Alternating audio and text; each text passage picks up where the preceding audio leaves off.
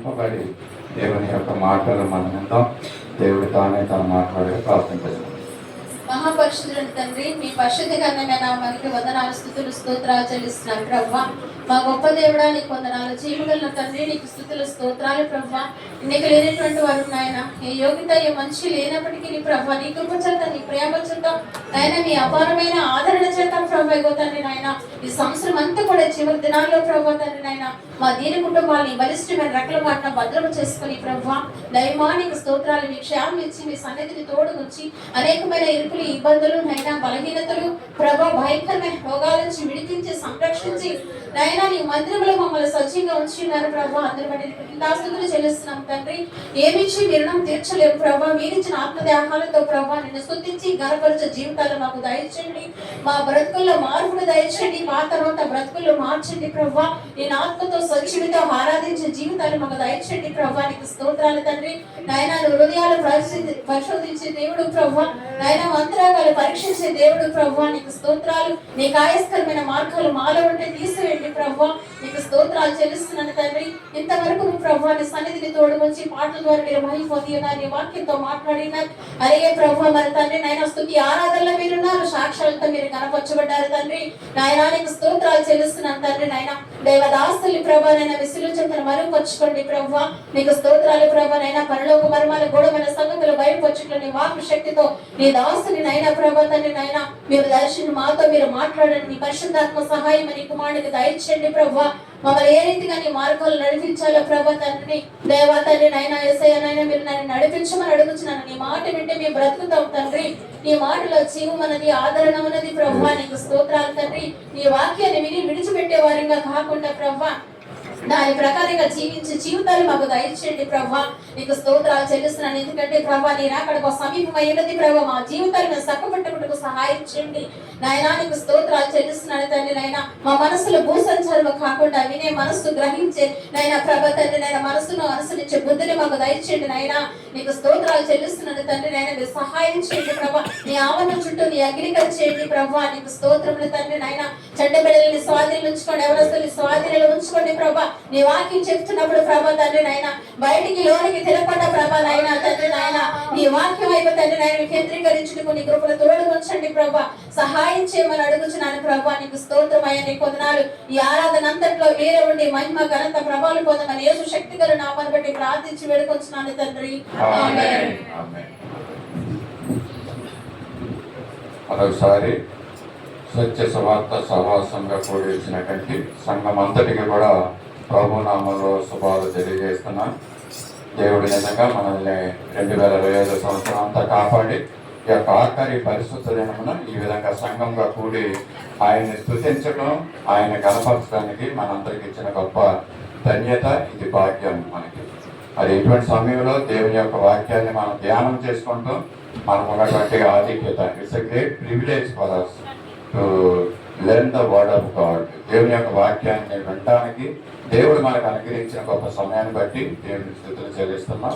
అలాగే ఈ యొక్క 2 దినాల 3 ఆదివారాల్లో మనము దేవుడు ఇశ్రాయేలు ప్రజలకు ఇవ్వబోతున్నటువంటి కనాను దేశంలో ఉన్నటువంటి ఆ యొక్క 7 జాతుల వారిని బయటికి వెళ్ళగొట్టడానికి ఆ యొక్క మాటలు మనము వింటూ ఉన్నాం. 7 జాతుల గురించి, దాంట్లో 7 జాతుల గురించి చెప్పడానికి సమయం లేకపోయినా మనము ఒక 2 జాతుల గురించి మనం విన్నామండి. ఇప్పుడు ఈ యొక్క ఆదివారం కూడా 3వ జాతి గురించి వింటాం. ఏంటంటే దేవుడు తన ప్రేమించున్న బిడ్డల కోసం మరి ఏదైనా చేయగలడు ఆయన. అన్ని ఎంత ప్రతికూలమైనటువంటి పరిస్థితులు వచ్చినా కూడా వాటినన్నింటినీ దోహదపరచగలడని ఈ మాటల ద్వారా మనం రూఢిపరుచుకుంటున్నాం. ఏంటంటే తనకిష్టమైన బిడ్డల కోసం మరి అక్కడ ఉన్నటువంటి కాణాల్లో ఉన్నటువంటి 7 జాతుల వారిని వెళ్ళగొట్టి వారికి ఆ యొక్క పాలుదేనుడు ప్రవహించే యొక్క దేశాన్ని దేవుడు ఇవ్వాలని కోరుకుంటున్నాడు.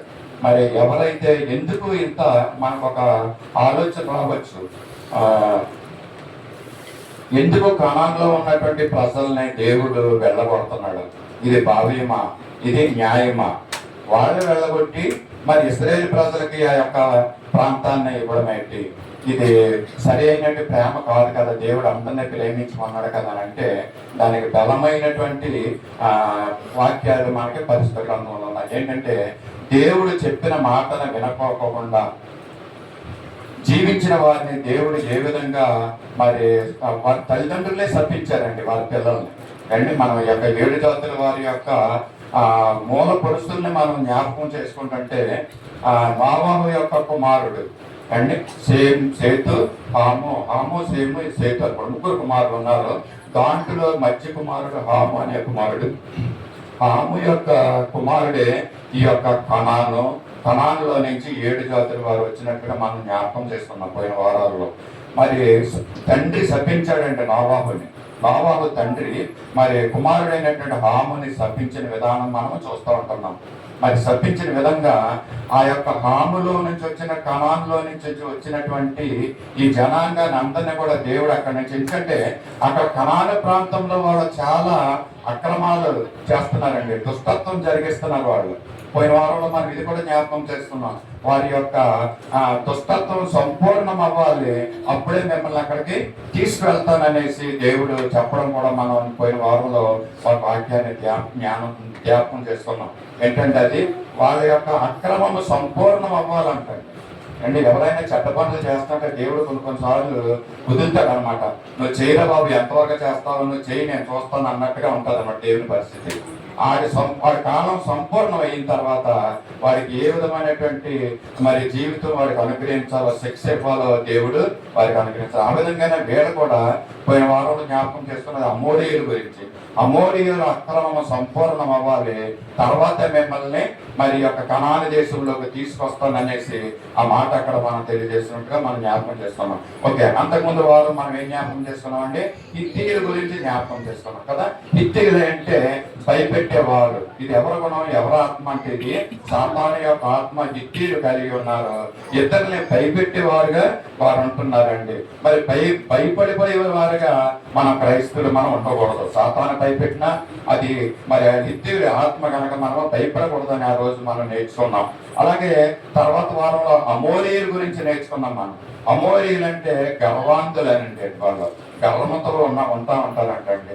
ఈ గర్వము అసలు పనిచేయదని దేవుని ఒక వాక్యం అనేక సామెత గ్రంథంలో ఎన్నో విషయాలు మనం చూస్తాం కదండి.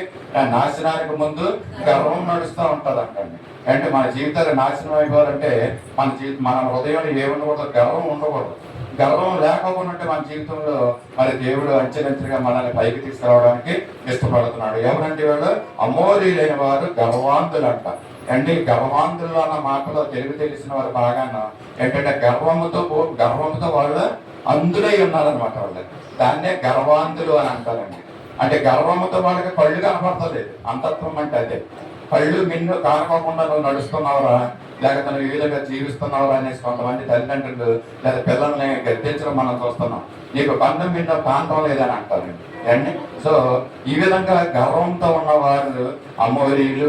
ఎవరన్నా ఒకవేళ గర్వంతో జీవిస్తుంటే వాళ్ళలో ఏముందండి, అమోరీయుల ఆత్మ ఉందన్నట్టుగా మనము ధ్యానం చేస్తాం. ఈ దినము పెరిచ్చీయుల గురించి మనము ధ్యానం చేస్తాం. 3వ జాతి, 7 జాతుల్లో 3 జాతులు. మరి ఈ జాతిని ఈ దినము ధ్యానం చేసుకున్నాం. వీళ్ళు పెరిచ్చీయులు అసలు ఎందుకు వీరి గురించి మనము ధ్యానం చెయ్యాలి, ఒక్కొక్క మరి భాగం మనం చెప్పాలి. హిత్తీయులు అంటే భయపెట్టేవారని, అమోరీయులు అంటే గర్వాంతులని, అలాగే ఈ గర్వాలు మనకు ఉండకూడదని, మనం భయపడకూడదని మనం నేర్చుకున్నాం. అలాగే పెరిచ్చీయుల దగ్గర నుంచి కూడా ఒక మాట మనం నేర్చుకున్నాం. 7 లక్షణం ఎలా ఉంటుందంటే మరి ద్వితీయోపదేశం ఆల్రెడీ మనం చూసాము. దేవుడు మోసేకు వాగ్దానం చేశాడండి, తెలియజేశాడు మనకు ఈ యొక్క 7 జాతుల గురించి. ద్వితీయోపదేశం 7వ మొదటి వచనం ఉంటుంది, చదవక్కర్లేదు. ఇంతకుముందు మనం చదివినవి వాళ్ళ సంఖ్యకు బలమునకు మించినటువంటి హిత్తీయులు, గర్గాసీయులు, అమోరీయులు, కనానీయులు, పెరిచ్చీయులు, హివ్వీయులు, యోబీసీయులు అని ఎన్ని జనాలు, ఇన్ని తెగల వాళ్ళు అక్కడ ఉంటున్నారంటండి. వాళ్ళందరినీ దేవుడు వెళ్ళగొట్టి కనాన్లో మరి తన బిడ్డలైనటువంటి తన ప్రజలైన వారికి ఇవ్వాలని ఆశపడతా ఉంటున్నాడు. ఆ భాగంలోనే ఈ పెరిచ్చీయులు కూడా ఉన్నారండి. ఒక తెగ కనాన్లో నివసిస్తున్నటువంటి తెగ పెరిచ్చీయులు ఉన్నారు, వారు కూడా అక్కడ నివసిస్తున్నారు. ఈ ఇశ్రాయేలుకి దేవుడు అనుగ్రహిస్తున్న కనానంలో ఉన్న ఈ యొక్క స్థలంలో ఉన్నటువంటి పెరిచ్చీయుని వెళ్ళగొట్టి స్వాధీనం చేసుకోమంటున్నాడు. ఈ పెరిచ్చీయులు అంటే ఏంటంటే అర్థం యాక్చువల్గా పెరిచ్చీయులు అంటే ప్రాకారము లేని గ్రామం వంటి వారు అంటండి. పెరిచ్చీయులు ఎవరంటే ప్రాకారం లేని గ్రామం వంటి వారు. అంటే ఒక పట్టణానికి కానీ గ్రామానికి కానీ ప్రాకారం లేకపోతే ఎలా ఉంటుంది? ఒక ఇంటికి కానీ ఒక దేశానికి కానీ ప్రాకారం లేకపోతే అన్ని ఇల్లు కట్టుకున్న ప్రతి వ్యక్తి కూడా మంగళ చెట్టు ఏం కడతారు? మీరు ప్రహారీ కూడా పట్టుకుంటారు, ప్రాకారాన్ని పట్టుకుంటారు వాళ్ళు. ఒకవేళ ప్రహారీ కూడా లేకపోతే ఏమవుతాయంటే మరి ఆ ఇంట్లోకి మరి ఆవులు మేకలు గేదెలు అన్ని లోపలికి వచ్చేస్తూ ఉంటాయండి. మనం అక్కడ కర్ర పట్టుకుని కూర్చొని కొట్టుకుంటా ఉండలేము కనుక అందరూ ఏం చేస్తారంటే దొంగల లోపలికి రాకపోకుండా మరి ఏ విధమైనటువంటి మరి జంతువులు లోపల రాకోకుండా మనం ఏం చేస్తారంటే ప్రహారీ గోడలు పట్టుకుంటా ఉంటారు. కానీ ఈ పెరిచీలు గంట గ్రామం అయితే ఉంది కానీ వాళ్ళకి ప్రహారీ గోడ లేదంటండి, ప్రాకారం లేదంట ఈ పెరిచీలకి. అటువంటి పెరిచీలు వీళ్ళు అన్ని పెరిచీలు. అంతేకాకుండా వీళ్ళు ఎక్కడ నివసిస్తూ ఉంటారంటే కొండ ప్రాంతాల్లో నివసిస్తూ ఉంటారంటండి. కనానీయులు అనేవారు నదీ తీరంలో సముద్ర తీరాన నివసిస్తుంటే ఈ పెరిచీలు అనేవారు కొండ ప్రాంతాల్లో నివసిస్తూ ఉంటారంటండి. ఎలాగిది సాధ్యము అని అంటే కనానీయులు పెరిచీలు కలిసి జీవిస్తూ ఉంటారంటండి. వీళ్ళిద్దరు కూడా స్నేహితులు అంటారు. ఏదైనా యుద్ధానికి వెళ్ళాలన్నా ఏ పని చేయాలన్నా కూడా వీళ్ళిద్దరు కలిసి చేస్తూ ఉంటారంటండి. ఎందుకంటే వీళ్ళు చేసే అన్ని అక్రమాలు దుర్మార్గమైన పనులే కాబట్టి ఆ పనులు చేయడానికి వీళ్ళిద్దరు కలిసి వెళ్తా ఉంటారంటండి కనానీయులు పెరిచీలు. కనానీయుల గురించి నేను చెప్పడం లేదు కానీ ఈ సమయంలో పెరిచీల గురించి మనము ధ్యానం చేసుకున్నాం. వీళ్ళు ఎక్కడ ఉంటున్నారంటే కొండ ప్రాంతాల్లో ఉండేటువంటి మనుషులు. బేతేలు హాయికి మధ్య కొండ ఉన్నంత ఆ కొండ ప్రాంతంలో వీళ్ళు ఉంటున్నారండి.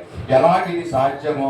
కనానీయులేమో సముద్రం ఒడ్డున ఉంటారు, మరి పెరిచీలేమో కొండ ప్రాంతంలో ఉంటారని అంటున్నారు కదా. ఇది ఎలా సాధ్యమని అంటే ఎక్కడికో మనం వెళ్ళిపోవలసిన పని లేదు కానీ మన విశాఖపట్నంలోనే చూస్తాము. మరి కొంతమంది సముద్ర తీరాన్ని ఉన్నారు, కొంతమంది కొండ ప్రాంతంలో ఉన్నారు. ఇంకా చెప్పాలంటే కొంతమంది బీచ్ రోడ్లో ఉన్నారు, కొంతమంది కైలాసగిరి ఒడ్డున ఉన్నారు కదండి. ఆ రెండు కూడా దగ్గరగానే ఉంటాయి. బీచ్కి కైలాసగిరికి దగ్గరే ప్రాంతమే. కానీ బీచ్ రోడ్లోనేమో కనానీయులు జీవిస్తున్నారు, కైలాసగిరి కొండగిరి ఏరియాలోనేమో పెరిచీలు జీవిస్తున్నారు అన్నమాట. ఇది మీకు తెలియడం కోసం నేను చెప్పాను. మరి ఈ విధంగా వాళ్ళ కొండ ప్రాంతాల్లో జీవిస్తున్నటువంటి వారు ఈ పెరిచీలు ప్రాకారం లేని అంటే మరి ప్రాకారం లేని గ్రామం లాంటి వారు ఈ పెరిచీలు అని అర్థం వస్తుందండి. అంటే దేశానికి కానీ ఇంటికి కానీ ప్రాకారాలు మనకి ఉండాలండి. ప్రాకారం లేకపోతే మరి అది దొంగలకు కానీ ఎవరికైనా కూడా అది ఆస్కారం ఉంటుంది, లోపలికి వస్తుందని తెలియజేస్తున్నాను. ఇంకోటి ఏంటంటే ఈ పెరిచీలు అనే వారు బైబిల్ వాక్యంలో ఒక మాట ఉంది.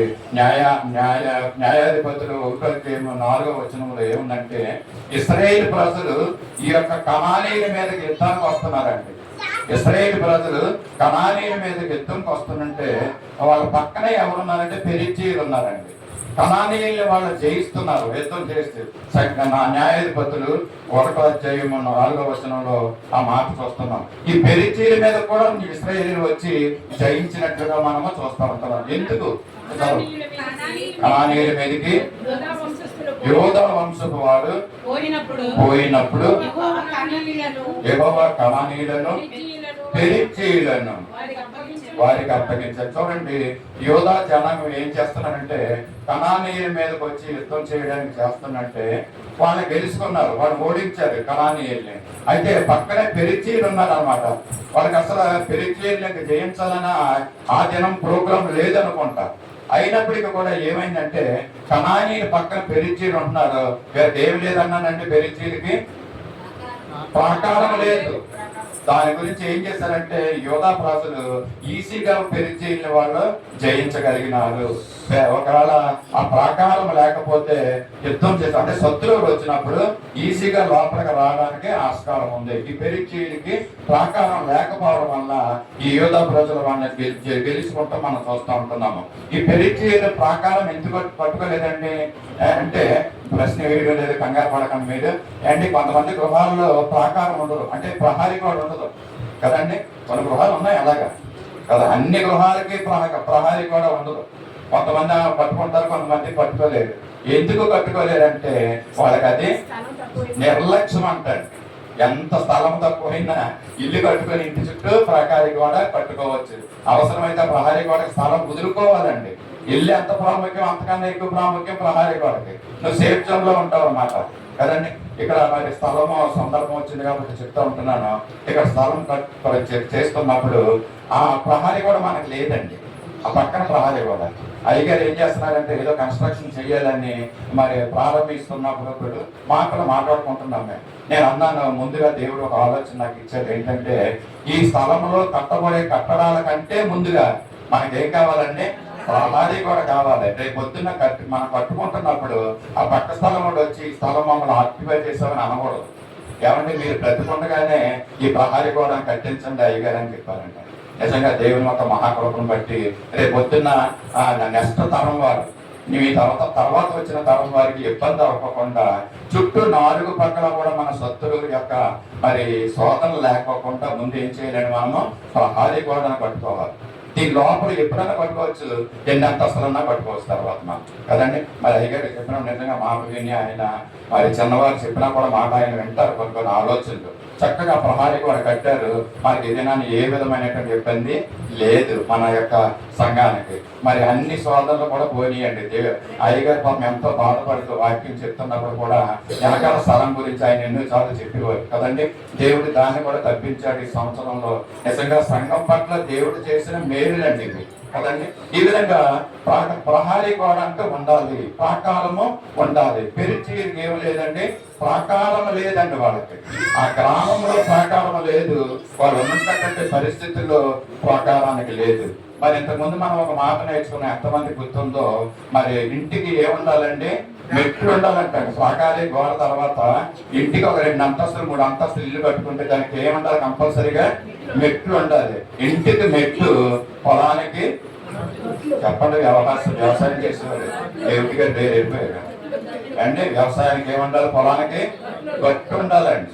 అండ్ ఇంటికి మెట్టు ఉండాలి, పొలానికి గట్టు ఉండాలి, సంసారానికి చెప్పాలి గుట్టు అండి. సంసారం చేసేటప్పుడంట గుట్టు ఉండాలండి, పొలానికి గట్టు ఉండాలి, ఇంటికి మెట్టు ఉండాలి, మనసుకు హద్దు ఉండాలండి. అంటే కోరికలు ఎలా ఉంటాయంట, కళ్ళెం తెంపిన గుర్రాల్లో పరిగెడతా ఉంటాయంటండి. ఆ కళ్ళని మనం కంట్రోల్ చేసుకోవాలి, కళ్ళు వేసి అంటే మనసును స్వాధీనపరచుకోవాలంటండి. ప్రకారాలు మరి మన మనసుకు కూడా ఉండాలనేసి దేవుడు తెలియజేస్తున్నాడు. పెరిచీలు ఏం చేస్తున్నారండి, ప్రకారం కట్టే విషయంలో శ్రద్ధ తీసుకోలేదు. వాళ్ళు నిర్లక్ష్య ధోరణిలో ఉన్నారు. మరి తన మీదకి యుద్ధానికి రాకపోయినా మరి శత్రువులు వాళ్ళని పెరిచీల్ని గెలుచుకుని వెళ్ళిపోయినట్లుగా మనం చూస్తున్నాం. ప్రకారం లేనటువంటి వారు ఎలా ఉంటారంటే, ద్వితీయోపదేశకాండం 3వ అధ్యాయము 5వ వచనంలో ఒక మాట ఉంది, మనం చూద్దామండి.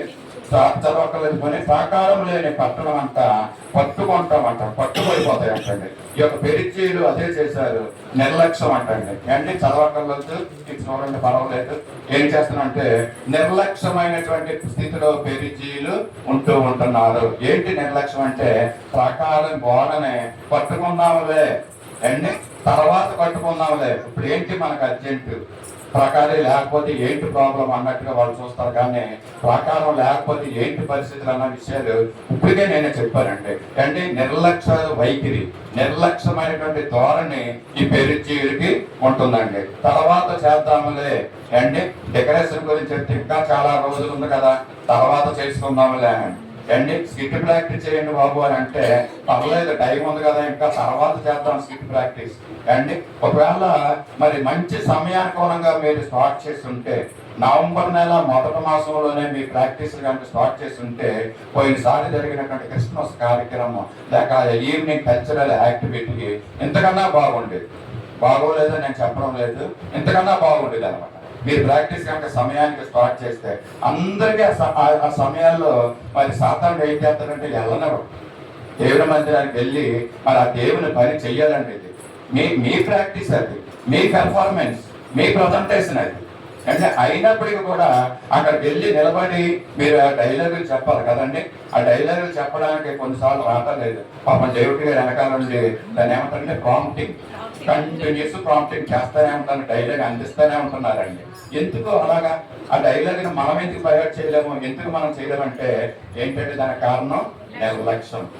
అంటే దేవుడు ఇచ్చిన ఏ చిన్న పని అయినా అంటే ఒక వ్యక్తి ఇచ్చిన చిన్న పనిని శ్రద్ధతో చేస్తే వాడు మనుషులు ఎదుట కాదు, వాడు రాజులు ఎదుట నిలబడతాడంటే. అండ్ చేసిన చిన్న పని ఎక్కడి నుంచి అయినా ఈ సంవత్సరం అయిపోయింది, దేవుడి దయ వల్ల మనందరం కూడా సజీవుడిగా ఉంటే వచ్చే సంవత్సరం అయినా ముందుగా సమయాన్ని తీసుకుని ఆ యొక్క ఏంటంటే మీకు ఇవ్వబడినటువంటి క్యారెక్టర్స్ ఏంటంటో అవి తీసుకుని చక్కగా ప్రాక్టీస్ చేసి ఇంకా మంచిగా ప్రజెంట్ చేయాలని నేను దేవుని సముఖంలో ఉండి నేను మాట్లాడుతూ ఉంటాను. కనుక పెరిచీలాగా మనం ఉండొద్దండి. అండి పెరిచీలు ఏం చేస్తున్నారంటే గోడను కట్టుకుంటా లేదు, ప్రహారీ గోడను కట్టుకుంటా లేదు, వాళ్ళు నిర్లక్ష్యంగా ఉంటున్నారు, కట్టుకుందాంలే అన్నట్టుగా ఉంటున్నారండి. అది మనలో ఉండకూడదు. ఒకవేళ నీలో కనుక అటువంటి నిర్లక్ష్య స్వభావం ఉంటే అది ఎవరంటే అది పెరిచీలో ఆత్మ మీలో ఉంటున్నట్లుగా మరి అది తెలుసుకోవాలి. దేవుడు ఒకవేళ అలా పెరిచీలుగా మీరు ఉన్నారనుకోండి, ఏం చేస్తున్నాడు దేవుడు అక్కడి నుంచి వెళ్ళగొడుతున్నాడండి. కనాను ప్రాంతము అంటే పాలు తేనెలు ప్రవహించే ప్రాంతము, ఆ యొక్క కనానులో నుంచి మన వెళ్ళగొట్టే పరిస్థితుల్లో దేవుడు ఒకవేళ ఉంటాడేమో. పెరిచీల ఆత్మ మనకు ఉండకూడదు. అంటే ఈ సంవత్సరంలో మరి కొంతమంది మరి ఏంటంటే గ్యాదర్ అయ్యారు ఈ యొక్క ప్రజెంట్ చేయడానికి. నేను అన్నమయ్య రిక్వెస్ట్ ఆశాజ్యోతి వచ్చే రోజుల్లో ఈవెన్ రమ్య అండ్ రేచల్ వీళ్ళందరూ కలిసి మౌళి మరి యవనస్తులైన బిడ్డలు ఒక బిడ్డకే వదిలేయొద్దండి. వాళ్ళు చేసుకుంటారులే అనే నిర్లక్ష్యం ఉంటే నీ జీవితంలో దేవుడు ఇచ్చినటువంటి ఆశీర్వాదాలు పోగొట్టుకుంటున్నాను. ఈ సంవత్సరంలో దేవుడు నిన్ను అత్యధికంగా నిన్ను ఆశీర్వదించాలంటే దేవుని పరిచర్య అత్యధికంగా నువ్వు చెయ్యాలి. ఒకరు ఐక్యత, సహోదరులు ఐక్యత కలిగి నివసించట ఎంత మేలు, ఎంత మనోహరం అంటాడండి. నిజంగానే నీ జీవితంలో ఒకవేళ రమ్య జీవితంలో దేవుడు ఒక మంచి ఆశీర్వాదం చేశాడు అనుకోండి, కార్యం చేశాడు అనుకోండి, అంటే సంఘం అంతా సంతోషిస్తుందా? ఎస్, సంఘం అంతా కూడా సంతోషిస్తారు. దేవుడు అట్టి రీతిగా ఆ బిడ్డలను వాడుకోవాలని నేను హృదయపూర్వకంగా దేవుని సన్నిధిలో నిలబడి తెలియజేస్తున్నాను. మీరందరూ కలిసి నిజంగానే ఇక God gifted persons, talented persons. నాకు తెలుసు ఇప్పటికీ రమ్య చేసిన యొక్క స్కిట్ లో నేను ఎప్పటికీ మరవలేను అంటే అత్త కోడల్లో అది స్కిట్ కదండి. అలాగే మరి నలుగురు సండే స్కూల్ పిల్లలు ఉన్నారండి. నలుగురు సండే స్కూల్ పిల్లలతో ఈ అమ్మాయి ఏం చేస్తుందో అనుకున్నాను ఆశ గురించి, కానీ ఎక్సలెంట్ గా చేసింది అమ్మాయి.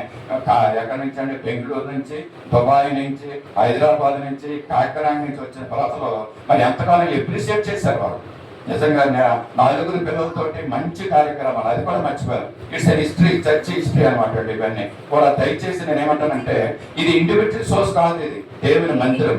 మీరు ఒక్కళ్ళే ఇంత ఎక్సలెంట్ గా చేయగలిగితే మీరు నలుగురు కలిసి ఇంకెంత ఎక్సలెంట్ గా ఉంటుందండి. నిజంగా మా యొక్క సంఘం అనేక ప్రాంతాలకు వెళ్ళి ఈ స్కిట్స్ వేయాలి. నిజంగా మంచి స్కిట్ వేస్తారు ఈసారి మా మౌళి. అది ముందుంటే చాలా బాగుంది. అప్పటికే సగం మంది వెళ్ళిపోయి లాస్ట్ లో వేశారు. అండ్ అది సైతాన్ టెంప్టేషన్ గురించి శ్రేష్టమైనది విలువైనదని పెట్టి అక్కడ టెంప్ట్ అవ్వకూడదు. ఈ సైతాన్ అడ్డుతూ ఉంటది అన్నమాట. నువ్వు వెళ్ళొద్దు అక్కడికి అనేసి. కానీ వాళ్ళు అక్కడికి వెళ్ళి కొంతమంది వెనక తిరిగి వచ్చేస్తూ ఉంటారు సైతాన్ చెప్పగానే. కానీ లాస్ట్ లో శాండీ వెళ్ళి అది తీయడం మనం చూస్తూ ఉంటున్నాము. ఆ టెంప్టేషన్స్ లోన్ అవ్వకుండా మంచి విషయాలు దాంట్లో నుంచి ఇలాంటివి మంచి మంచి స్కిట్స్ వచ్చే ఒకసారి మరి వెయ్యాలని. మరొక మాట చెప్తాను, మరి స్కిట్స్ అవన్నీ పెర్ఫార్మెన్స్ బాగుండాలంటే ఏం చేయాలంటే మీరు ఒకసారి స్టేజ్ మీద ఫైనల్ రిహార్సల్ చేసి చూపించాలి మాకు అండి. దాంట్లో ఏమైనా ఆల్టరేషన్స్ ఉన్నాయనుకోండి పెద్ద వాళ్ళు సలహా ఇస్తారు అండ్ అందరూ చూస్తారన్నమాట. ఇది సలహా ఇచ్చి ఇంకా మంచిగా ప్రజెంటేషన్ ఉండాలని నేను కోరుకుంటున్నాను. పెరిచీల్లాగా మనం నిర్లక్ష్యంగా ఉండొద్దు, సత్య సువార్త సహవాసం నిర్లక్ష్యంగా ఉండొద్దు, శ్రద్ధ తీసుకున్న పనుల్లో మరి అనేక మందికి మాదిరిగా మన సంఘం ఉండాలని కోరుకుంటూ ఉంటున్నాను. మరి వచ్చే వారం వచ్చే సంవత్సరంలో మన ప్రజెంటేషన్ ప్రాక్టీసెస్ బాగుండాలి, ప్రజెంటేషన్ బాగుండాలి, మన పెర్ఫార్మెన్స్ బాగుండాలని తెలియజేస్తున్నాను. అంతేకాకుండా ఆత్మీయ జీవితంలో కూడా మనము మరి ఆశీర్వదించబడాలని మాట చూస్తున్నాం. మరి ప్రాకారం గురించి చెప్తున్నాం కదండి. దావీదు ఏం చేశాడంటే పడిపోయిన ప్రాకారాన్ని కట్టాడంటండి. యెరూషలేము దావీదు పురాన్ని సమూయేలు 2వ గ్రంథం 5వ అధ్యాయం 9వ వచనంలో ఏమన్నాడంటే దావీదు కోటలో కాపురం అంటున్నాడంట, దానికి దావీదు పురం అని పేరు పెట్టాడంట. చదువుతారండి సమూయేలు 2వ గ్రంథం 5:9. దావీదు పురము, దావీదు కట్టించినటువంటి కోటలో కాపురం ఉండి దానికి దావీదుపురం అని పేరు పెట్టాను. మరియు మిల్లో నుండి దావీదు ఒక ప్రాకారమును కట్టించాడు. దావీదు ఎందుకు కట్టించాడండి ప్రాకారాన్ని అంటే, మరి శత్రువులు లోపలికి రాకపోకుండా ఆ ప్రాకారాన్ని ఆయన కట్టించుకున్న ప్రాకారం యొక్క అవసరతలు ఆయనకి తెలుసండి. ఒక వ్యక్తి మరి మరి మనసులో కూడా అదుపులో ఉంచుకుంటానికి కూడా మనకి ప్రాకారం ఉండాలండి. ప్రాకారం లేకపోతే ఏ విధంగా సామెతలు 25:28 వచనంలో ఏమంటాడంటే, ప్రాకారం లేక పాడైపోయినటువంటి మరి పరిస్థితి, మన మనసును ఏ విధంగా అదుపులో ఉంచుకోవాలో, అదుపులో లేనటువంటి మనసు ఏ విధంగా ఉంటుందంటే ప్రాకారం లేనటువంటి పట్టణంలాగా అవుతుంటుందనేసి సామెతలు 25:28 త్వరగా చదవండి. 25:28 సామెతలు. ప్రాకారం లేక పాడైన పురము ఎంతో తన మనస్సును అణుచుకోలేనివాడు అంతేనండి. అంటే ఏమంటాడంటే ఇక్కడ ఇప్పటి వరకు భౌతికమైనటువంటి కట్టడాల గురించి, సహాయ గోడల గురించి, ప్రాకారాల గురించి మనం చెప్తున్న దేవుడు ఇప్పుడు ఏం చెప్తున్నాడండి, మనసు దగ్గరికి వచ్చాడండి. మన మనసు కూడా ప్రాకారం ఉండాలంటండి. ఒక హద్దు ఉండాలన్నమాట, ఒక లిమిట్ ఉండాలి. లిమిట్ లేకోకుండా మనము విచ్చలవిడైనటువంటి జీవితాన్ని మనం జీవిస్తే అది ఆ యొక్క వ్యక్తి యొక్క మరి పతనావస్థకు వాళ్ళు వెళ్తారన్నట్టుగా చూస్తున్నాం. ఇది ఎలా ఉందంటే, మనుషుని యొక్క మనసు ప్రాకారం లేక పాడైన భూమి ఎంతో తన మనసును అణుచుకోలేని వాడు అంతే అంటాడు. అంటే ఏం చేయమన్నాడు, మనసును అణుచుకోమన్నాడండి. మనకు అనేకమైనటువంటి కోరికలు కలుగుతూనే ఉంటాయి కదండి. ఆ కోరికలు అన్నింటిని కూడా మనం అణుచుకోవాలంటే దేవుడు మనకి ఏది ఇవ్వాలో దేవునికి తెలుసండి. అనేక సార్లు చెప్తున్నాను, నారు పోసిన వాడు నీరు పోస్తాడు. మనం కంపల్సరీ ఆయన మీద ఏం చేయాలంటే నమ్మకం ఉంచుకోవాలి, విశ్వాసం ఉంచుకోవాలి. కనుక మన మనసులో మనము అణుచుకోవాలని, మన ఆశల్ని మనం అణుచుకోవాలి. దేవుడు ఇస్తా ఉంటున్నాడు. పాడైపోయినటువంటి మందిరాన్ని బాగు చేసినటువంటి జెరుబ్బాబేలు గురించి మనం యానివర్సరీ రోజున మనం జ్ఞాపకం చేసుకున్నాం. పాడైన మందిరాన్ని జెరుబ్బాబేలు బాగు చేశాడు. పాడైనటువంటి ప్రాకారాన్ని నెహెమ్యా కట్టాడండి. అంటే పాడైన ప్రాకారాలను మనం పట్టుకోవాలి. అంటే మన మనసులో వచ్చినటువంటి ఆ చెడు ఆలోచనల్ని మనం ఏం చేయాలంటే పట్టుకోవాలనేసి దేవుడు తెలియజేస్తున్నాడండి. దుష్టుడు ఏం చేస్తాడంటే మనం ఎలాగైనా మనం పట్టుకుని మన ఆలోచనల్ని పాడు చేసి దుష్టుడు చెప్పినట్టుగా మనం జీవించడానికి ఆయన ప్రయత్నం చేయిస్తూ ఉంటాడు. కనుక మనం ఏం చేయాలంటే మరి మన ఆలోచన మనము కంట్రోల్ చేసుకోవాలి. దుష్టుడు పెట్టే ఆలోచన మనము రిజెక్ట్ చేసుకోవాలండి. మనం చూస్తున్నాం ఎఫెసీ పత్రిక 6వ అధ్యాయము 13-14లో మనం ఏముందంటే, ఇక్కడ ఎఫెసీ పత్రిక 6వ అధ్యాయము 13-14 వచనంలో ఏమన్నాడంటే, దుష్టుడు పెట్టు మీరు ఆపత్తినమందు వారిని ఎదిరించుటకును సమస్తము నెరవేర్చిన వారై నిలవబడుటకును శక్తిమంతులగునట్లు దేవుడిచ్చు సర్వాంగ కవచమును ధరించుకొనుడి. ఎలాగనగా మీ నడుమునకు సత్యమును తట్టి కట్టుకొని నీతి అనే మైమరుపు తొడుక్కొని పాదములకు చాలండి. ఇలాగా దేవుడు మన యొక్క హృదయాన్ని కంట్రోల్ చేసుకోవటానికి, మరి దుష్టుడి నుంచి తప్పించుకోవటానికి మనకి సర్వాంగ కవచాన్ని మనం ధరించుకోమంటున్నాడండి. దేవుని వాక్యాన్ని మనము ఆత్మ కట్టుకంగా ధరించుకోమని 17వ వచనంలో ఉంది. అది చదువుతున్నప్పుడు మరి దేవుని వాక్యము ఆత్మ కట్కాన్ని మనం ధరించుకోవాలంటే, దుష్టుడు చేసే బాణాలని మనము ఎదుర్కోవాలండి. అంటే మన ఆలోచనలోకి దేవుడు మన సాతానుడు వస్తాడు అనమాట. మనకి దుష్టుడు ఆలోచన పుట్టిస్తే మరి ఆ యొక్క ఆలోచన ప్రకారంగా మనము ముందుకి వెళ్ళిపోతా ఉంటాం. కనుక దుష్టుడు పెట్టి ఆలోచన ప్రకారం మనం జీవించుకోకుండా మనం ఏం చేసుకోవాలండి, సర్వాంగ కవచాన్ని ధరించుకోవాలంట. దేవుని వాక్యం అనే ఖడ్గాన్ని మనము ధరించుకుంటే శత్రువుని మనము ఎదుర్కోగలము. సర్వాంగ కవచాన్ని మనము ధరించుకోవాలి. శత్రువును ఎదుర్కొనే సర్వాంగ కవచమై యుద్ధమునకు సిద్ధ మనసు ఇచ్చుచున్నది. అపవాది వేయుచున్న అగ్ని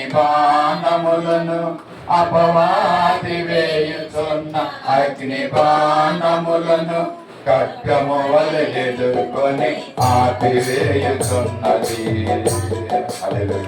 అంటే అపవాది వేయుచున్న అగ్ని బాణాలని ఖడ్గంలో ఎదుర్కొనేది ఏంటంటే మనకి ఏంటంటే అది ఏంటి, ఇప్పుడు చరణం పాడాం కదా, తర్వాత ఏమొస్తుంది, అలా పడండి. శత్రువులను ఎదుర్కొనే సర్వాంగ కవచమై యుద్ధమునకు సిద్ధ మనసు ఇచ్చుచున్నది. అపవాది వేయుచున్న అగ్నిబాణములను ఖడ్గము వలె ఎదుర్కొని ఆపివేయుచున్నది. ఆపివేయుచున్నది. పడంత పద. ఆగండి ఆగండి. ఏంటంటే ఇది శత్రు బాణాలను ఎదుర్కొనేది ఏంటిది? ఇక్కడ దేవుని యొక్క వాక్యము అంటే ఆత్మ ఖడ్గం అంటండి. నీ వాక్యమే నన్ను బ్రతికించెను, బాధలలో నెమ్మదినిచ్చెను. హల్లెలూయా. మన వాక్యం, ఈ ఆత్మ ఖడ్గం అనే వాక్యము మనకి ఎలాగిస్తుందంటే బాధల్లో నెమ్మదిస్తుందంటండి.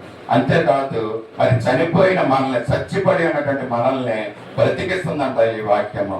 నీ వాక్యమే నన్ను బ్రతికించెను, బాధలలో నెమ్మదినిచ్చెను.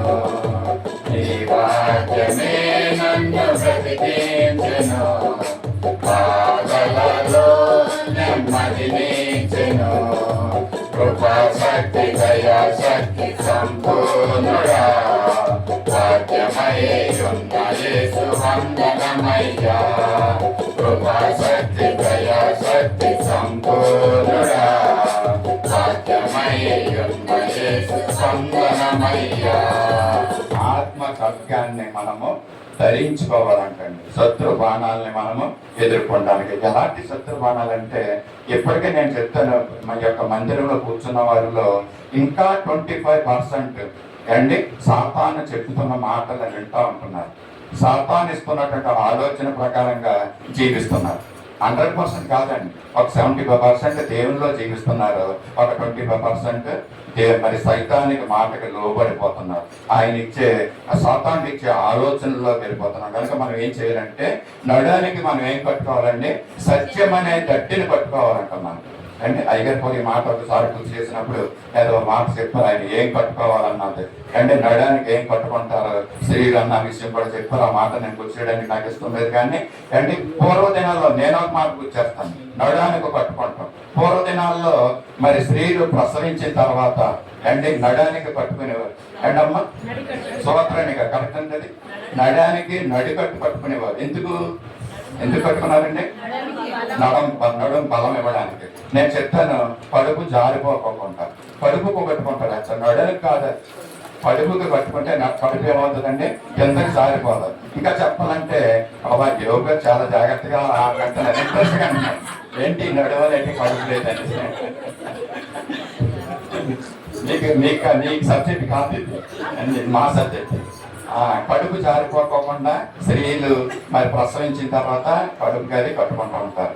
ఇంకా ఏం చేస్తారంటే మరి అత్తగారుల దగ్గర ఉంటారు కోడళ్ళకి. అండ్ ఇప్పుడున్న అత్తగారులు, ఎక్కడ కూర్చున్న అత్తగారులు ఒకప్పుడు కోడళ్ళండి కదా. మీ అత్తగారులు ఏం చేసేవారంటే ప్రసవం అయిన తర్వాత దగ్గరుండి మరి ఆ నడడానికి దాకా కడుపుకి గట్టిని కట్టించేవారండి. అంటే కడుపు కదలాడుకోకుండా. మరి ఎంతమంది అత్తగారుల మాట విని పట్టుకున్నారో మరి వాళ్ళు స్లిమ్గా ఉంటున్నారు కదండి. అత్తగారి మాటలు వినకోకుండా మరి కడుపు కట్టుకోకుండా ఉన్న వాళ్ళు మరి ఏ విధంగా ఉంటున్నారో కూడా మనము చూడవచ్చు ఈ రోజుల్లో. అంటే అత్తగారి మాటలు వినాలండి. ఆ పేటగారు ఉంటే బాగుండి సమయంలో కదండి. అంటే అత్తగారి మాటలు కోడలు వినాలి. వింటేనే వాళ్ళు పెద్దోళ్ళు అండి అక్కడ. అంటే వాళ్ళు చెప్పిన మాట వింటే మనకు మంచిది అనమాట. మంచిది కాబట్టి వాళ్ళు ఈ విధంగా మరి కడుపు పట్టుకోమ్మా అంటారు. ఎందుకు? ప్రసవించిన తర్వాత కడుపు ఎందుకు పట్టుకోవాలండి అంటే నోరు పట్టుకోవాలి. నోరు కట్టేస్తారు అత్తగారు. ఇష్టం వచ్చినట్టు తింటే ఊరుకోరు. ఆ టైంలో బిర్యానీ తినకూడదు, చికెన్ తినకూడదు. ఎందుకు తినకూడదు అంటే మరి ప్రసవించిన బిడ్డకి పాలు ఇచ్చినప్పుడు ఆ బిడ్డ అనారోగ్యం పాలవకోకుండా అత్తగారు తీసుకుంటున్న జాగ్రత్తలు అనమాట అండి. అండి తప్పుగా మాట్లాడితే మమ్మల్ని క్షమించండి. మరి మీ అందరికి అర్థం అవ్వాలని ఏంటంటే ఇది సత్యం అనే గట్టు గురించి. నడానికి సత్యం అనే గట్టును మనము పట్టుకోవాలంటండి. మరి ఇవేంటంటే హద్దులు, నోరును పట్టుకోవాలంట కదా. మరి హద్దులు లోకానుసారమైన మరి ప్రేమల్లో మనము హద్దులు లేకోకుండా మనం వెళ్ళిపోకూడదు అండి. లోకానుసారమైన ప్రేమల్లో మనకి హద్దు ఉండాలండి. అదే ఆత్మానుసారమైన ప్రేమ, దేవుని ప్రేమకి మనకి హద్దులు ఉండకూడదు అనేసి. అంతేకాకుండా సిద్ధ మనసు అనే జోడు మనము తొడుక్కోవాలంటండి. దేవుని కోసం ప్రాకారాల కట్టడం కోసం, మరి మందిరాన్ని కట్టడానికి మనకి ఏముండాలంటే సిద్ధ మనసు అనే జోడును మనము తొడుక్కోవాలి. మన మనసును మనము సిద్ధపరచుకోవాలనేసి కూడా దేవుడు మనకి చూస్తున్నాడు. ప్రాకారాల కట్టాలండి అండి. పెరిచీలు గ్రామాలు ఉన్నాయి కానీ వారికి ప్రాకారాలు లేవు వాళ్ళకి.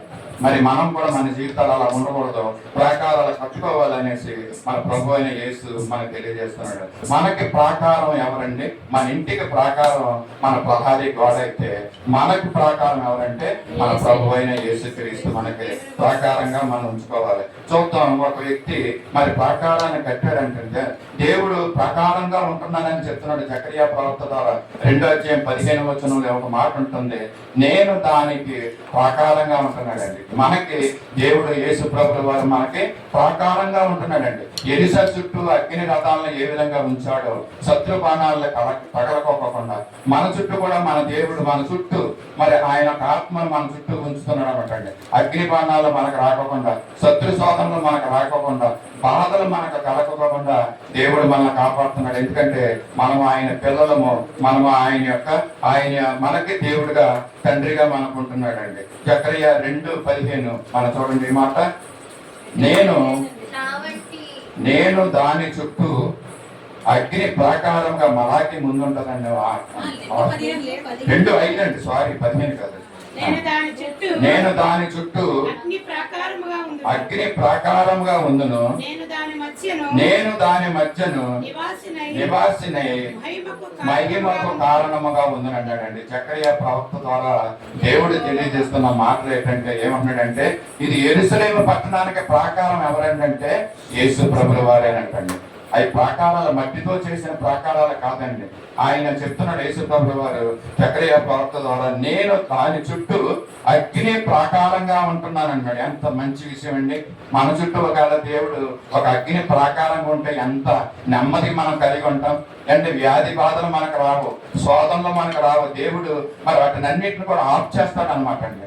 ఆ బాధలు మనకు కలగకుండా దేవుడే మనకి అగ్ని ప్రాకారంగా ఉంటున్నాడండి.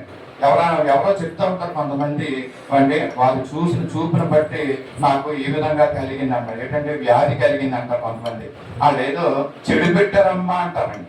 ఇదేం విషయాలు కదండి. వాళ్ళు చెడు పెట్టారంట, చెడు ఈవిడికి తగిలేసిందంట. నీ చుట్టూ కనుక అగ్ని ప్రాకారం ఉంటే ఏ చెడు తగలదండి మనకి. సో దేవుణ్ణి మనం ఏం చేయాలండి, we should invite our God to keep as a ప్రాకారంగా మనకు ఉండమని దేవుణ్ణి మనం అడగాలండి. అలా ఉంటే మనకి ఏ విధమైన శోధనలు కానీ వ్యాధి బాధలు కానీ సోకవు. ఇక్కడ జకరియా గ్రంథం ద్వారా చక్కని మాటలు ఇక్కడ చెప్తున్నాడు. దేవుడే యెరూషలేముకి అగ్ని ప్రాకారంగా ఉంటున్నాడంట. అంతేకాకుండా నేను దాని మధ్యను నివాసినై మహిమకు కారణంగా ఉంటున్నాడండి. అండ్ యెరూషలేము పట్టణం చుట్టూ ఆయన అగ్ని ప్రాకారంగా ఉంటున్నాడు, దాని మధ్యలో నివసిస్తున్నాడంట. మరి దాని యొక్క మహిమకు యేసు ప్రభుల వారు కారణంగా ఉంటున్నాడండి. ఇటువంటి ధన్యత మనం కూడా పొందుకోవాలని ఈ యొక్క ఉదయకాల సమయంలో తెలియజేస్తున్నాం. దేవుడు మన చుట్టూ ఉండాలి, మన హృదయంలో నివాసం చేయాలి అండ్ అప్పుడు మనం చేసే మంచి ఆలోచన దేవుడు మనకి నెరవేర్చుకుంటూ ముందుకు నడిపిస్తాడు. 40 సంవత్సరాలు ఇశ్రాయేలు ప్రజల్ని మరి అగ్ని స్తంభముగా పగలు, రాత్రి అగ్ని స్తంభముగా, పగలు మేఘ స్తంభముగా ఉండి వాళ్ళని కాపాడిన దేవుడు అండి. అంటే అగ్ని స్తంభంగా ఉంటున్నాడు. నీ పట్ల నా పట్ల కూడా దేవుడు ఆ విధంగా మన అగ్ని ప్రాకారంగా ఉండాలని, ఆయన్నే మనం ఆ ప్రాకారంగా ఉంచుకుని మన యేసు ప్రభువుల మన మనసులో ఆయన ప్రతిష్ఠించుకోవాలని ఈ మధ్యాహ్న సమయం ఈ మాటలు తెలియజేస్తున్నాను. మరోసారి తెలియజేసిన మాటలను రికాప్ చేస్తున్నాను. పెరిచీలు ప్రాకారం లేని గ్రామముల వంటి వారండి, వారి కొండ ప్రాంతాల్లో నివసిస్తున్నారనేసి మనం జ్ఞాపకం చేసుకుందాం. వాళ్ళకి నిర్లక్ష్యమైనటువంటి ధోరణి ఉంది వాళ్ళకి, పెరిచీలకి. ఆ ధోరణి మనకు ఉండకూడదని దేవుడు మనకు కోరుకుంటున్నాడు. దావీదైతే యెరూషలేము పట్టణానికి ప్రాకారం కట్టించాడంట. దేవుడే దానికి ప్రాకారం అని అగ్ని ప్రాకారం ఉంటున్నాడు కూడా ఇప్పుడే మనం జ్ఞాపకం చేస్తున్నాం. ఒక వ్యక్తే గాని, మనసే గాని, కుటుంబమే గాని హద్దు లేకపోతే ఏమవుతుందో మనకి తెలుసండి. హద్దు కలిగి మనము జీవించాలండి. ఒకవేళ మన మనసు, మన హృదయము అంటే మన స్థితిగతులు పడిపోయినటువంటి పరిస్థితుల్లో ఉంటే మనం నెహెమ్యా లాగా ఏ విధంగా మందిర గోడలు గోడలు నెహ్మియా కట్టాడో ఆ విధంగా మన జీవితం అనే ప్రాకారాన్ని మనం కట్టుకోవాలని ఉదయకాల సమయంలో తెలియజేస్తున్నాను. సిద్ధ మనసు ఒకవేళ ప్రాకారాన్ని కట్టడానికి మన మనసును మనం కట్టుకోవడానికి మన మనసును మనం కట్టుకోవాలి. ఇతరుల మనసులు పాడైతే వాళ్ళ దగ్గరికి వెళ్ళి దాన్ని కూడా కట్టాలండి. అటువంటి సిద్ధమైనటువంటి మనసు మనకు ఉండాలని ఇక్కడ దేవుడు మనకి తెలియజేస్తున్నాడు అండి. దేవుడు ఇచ్చే సర్వాంగ కవచాన్ని మనము ధరించుకోవాలి. వాక్యం అనే ఆత్మకర్తగాన్ని మనము ధరించుకోవాలని ఇక్కడ దేవుడు మనకు తెలియజేస్తున్నాడు. కనుక ఇటువంటి సర్వాంగ కవచాలని మనం తొడుక్కొని దేవుని కొరకు మనం జీవితం, మన హృదయాల్ని, మన మనసుల్ని, మన జీవితాల్ని పాడై ఉంటే వాటిని మరలా రిబిల్డ్ చేసుకుందామండి. తిరిగి మనం కట్టుకుందాం. నెహెమ్యాలాగా మరి ఎవరండి అయినా జెరుబ్బాబెలు మందిరాన్ని ఏ విధంగా కట్టాడో ఆ విధంగా మనం కూడా మన పాడైన మన మనసు అనే మందిరాన్ని మనం కట్టుకుని దేవుని కొరకు ఈ యొక్క ఆఖరి దినాల్లో మనం కట్టుకుని నూతన సంవత్సరాన్ని మనం ఎదుర్కోవాలని దేవుడి కొద్ది మాత్రం మనం వెనుకలు దీవించలాగిన మరి తెలియజేశాడు ప్రభు. మన హృదయాల్లో ఈ మాటలు ఆశీర్వాదకరంగా చేయనుగా ప్రార్థన చేసుకుందాం. మమ్మల్ని మిత్రిగా ప్రేమించిన మా పదాపి తండ్రి, పరిశుద్ధులైన దేవా, ప్రేమ నీ పరిశుద్ధ పాదాలకు వందనాలు, స్తుతులు, స్తోత్రాలు చెల్లించుకుంటున్నామయ్యా. ఈ యొక్క మధ్యాహ్న కాల సమయంలో 2025 సంవత్సరం డిసెంబర్ ఆఖరి ఆదివారం ప్రభా సజీవులుగా ఉంచి నీ మందిరాన్ని మమ్మల్ని తీసుకొని వచ్చి ప్రభా నిన్ను స్తుతించి నిన్ను ఆరాధించే ఇంట్లో మాకు చేస్తావు. అంతేకాకుండా తండ్రి నిన్ను స్తుతించాం, నిన్ను ఆరాధించాం, మీరు మహిమ పొంది ఉన్నారని నమ్ముతున్నాం ప్రభా. అంతేకాకుండా నీ జీవపు మాటలు మాకు తెలియజేశారు. పెరిచీల్ని మీరు మాకు జ్ఞాపకం చేశారయ్యా. మీకు స్తోత్రాలు చెల్లించుకుంటున్నాం. పెరిచీలు ఎంతో నిర్లక్ష్యమైనటువంటి వైఖరి ధోరణిలో వారు ఉన్నారు. ఆ విధంగా మమ్మల్ని ఉండకూడదని మీరు మమ్మల్ని హెచ్చరించిన విధానం బట్టి నీకు స్తుతులు, స్తోత్రాలు చెల్లించుకుంటున్నామయ్యా. ప్రాకారం నెహెమ్యా వలె మా మనసును పడిపోయిన మా మనసును తిరిగి పట్టుకున్నట్లు సహాయం చేయండి. జెరుబ్బాబెలు మా మనసును కట్టుకున్నట్లు మాకు సహాయం చేయండి. గొప్పదాన్ని స్తోత్రాలు వందనాలు చెల్లించుకుంటున్నాం. పెరిచీలు మాకు జ్ఞాపకం చేసినందుకు మీకు స్తోత్రాలయ్యా, వందనాలు. మధ్యాహ్న వినటువంటి వాక్యాన్ని మాటలు మా హృదయం వినికట్లో ప్రభా అవి ఫలించుట్లో ఆశీర్వాదకరంగా మీరు చేయమని కూడా అడుగుతున్నాం. విన్న మాటలు మాకు జ్ఞాపకంలో సహాయం చేయండి. మా దైనందిన కార్యక్రమాల్లో ఈ మాటలు మాకు ఉపయోగపడట్లో సహాయం చేయండి. మా మనసుల్ని పట్టుకున్నట్లో సహాయం చేయమని యేసయ్య పరిశుద్ధ నామములో అడిగి వేడుకొంచున్నాం తండ్రి, ఆమేన్. దయచేసి అందరూ లేచి నిలబడదాం. పరలోక ప్రార్థన. పరలోకమందున్న మా తండ్రి, నీ నామం పరిశుద్ధపరచబడును గాక, నీ రాజ్యం వచ్చిన గాక, నీ చిత్తం మాకు కావాల్సిన ఆహారం నేడు మాకు దయచేయండి. మా రుణస్తులను క్షమించిన ప్రకారం మా రుణం క్షమించండి. మమ్మల్ని శోధనలో తేకండి, మేము తప్పించండి.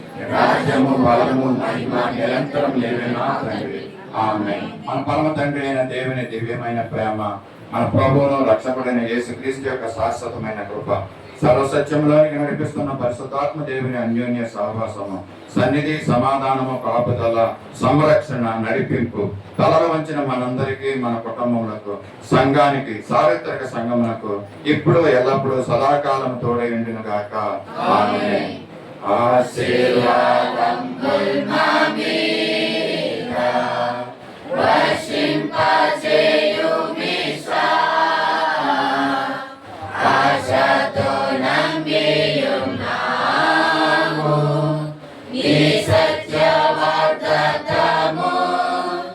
ఈ మారి మీద బ్రహ్మరించుము దేవా, బ్రహ్మయ ప్రేమ వర్షంబు బ్రహ్మరించుము దేవా,